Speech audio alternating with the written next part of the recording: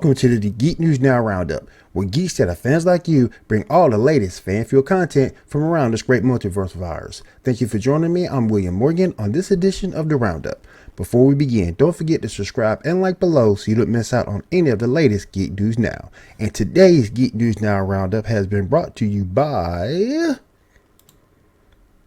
Ripped Apparel. Use the promo code GNN10 for 10% off all your finer geek apparel needs.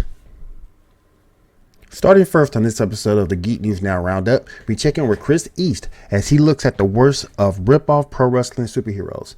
Comic publishers have never stopped trying to find new and imaginative ways to sell their famous characters. Recently, if you've been lucky enough to browse your local geek shop, you may have seen weird pro wrestling pop figure versions of Marvel superheroes. Even though they look like your standard cool alternate universe Marvel designs, just having luchador Marvel toys isn't enough. To really sell them, you need something to ground them. You think it'd be a comic. That makes sense for a comic publisher, but Marvel went the extra mile, partnering with Mexican pro wrestling company AAA to have 5 lucha wrestlers appear at their Triple Mania show. Check out geeknewsnow.net for the full story. The Batman has a horror vibe? A post-test screen tweet suggests a dark movie for The Dark Knight. John Lynch has the full story after a confirmed August 27th test screening of director Matt Reeves' The Batman 2022 at Warner Brothers.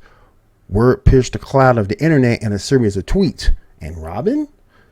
And shown a bat signal of hope for fans of the nighttime hero. GeekNewsNow.net has the full report. On behalf of all of us here at Geek News Now, I'm William Morgan saying thank you for joining us on this edition of the Geek News Now Roundup.